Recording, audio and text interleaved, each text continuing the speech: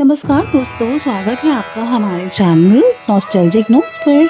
आज हम बात करेंगे उस अमर गीत की जिसने भारतीय सिनेमा में प्रेम की निडरता और भव्यता को हमेशा के लिए अमर कर दिया। मुगले आजम मूवी कहेगी प्यार किया तो डरना क्या।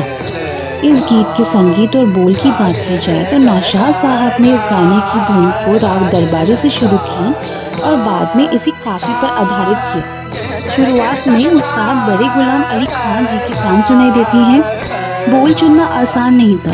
शकील बदायूनी जी और नौशाद जी ने पूरी रात बैठकर कई पंक्तियां आजमाई। अंततः एक पुराने राजस्थानी लोकगीत प्रेम करा है चोरी तो ना करी से प्रेरणा लेकर इसके बोल पूरे हुए।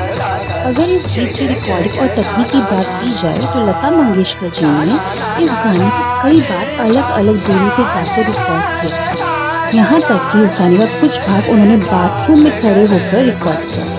बाद में इन रिकॉर्डिंग्स को सुपर इम्पोज किया गया ताकि जब कैमरा शीश महल के हजारों शीशों में अनारकली की छवियां दिखाए तो आवाज़ भी कोरस जैसी लगे। ये तकनीक उस दौर में बेहद कठिन थी, लेकिन साउंड एडिटर्स ने शानदार काम किया। हम बात करते हैं शीश महल का सेट और कैमरा एंगल्स की। 150 फीट लंबा, 80 फीट चौड़ा और 35 फीट ऊंचा शीश महल बनाया गया केवल इस गाने के लिए। इसे बनाने में 2 साल लगे और उस समय 15 लाख रुपए खर्च हुए, जो आज के दौर में 55 करोड़ के बराबर है। ये बॉलीवुड का सबसे महंगा गाना है। कैमरे को इस तरह सेट किया गया कि शीशों में रोशनी की चमक तो दिखे, लेकिन कैमरे का रिफ्लेक्शन न आए।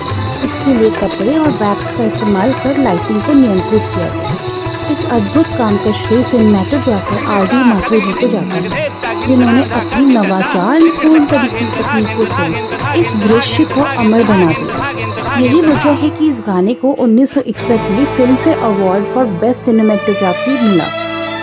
कॉस्ट्यूम्स, जूतियाँ और ज्वेलरी की बात की जाए तो कॉस्ट्यूम्स मुंबई की मशहूर कंपनी मगन लाल ड्रेस वाला ने बनाए।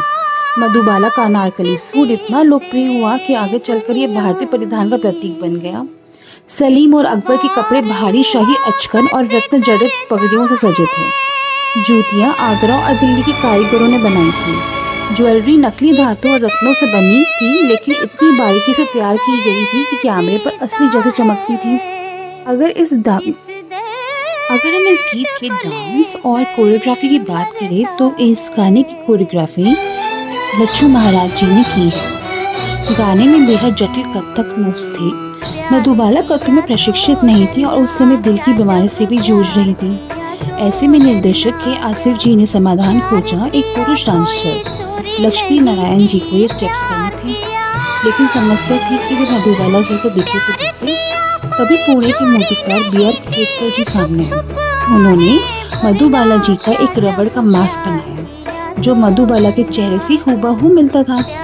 इसके लिए उन्होंने पहले ही मधुबाला जी की मूर्ति बनाई, फिर पास की गुब्बारे की फैक्ट्री से पिघला हुआ रबड़ लेकर उस मूर्ति को सांचा तैयार किया। जब लक्ष्मी नारायण जी ने वे मास्क पहनकर मधुबाला की पोशाक और मेकअप किया तो सब हैरान रह गए।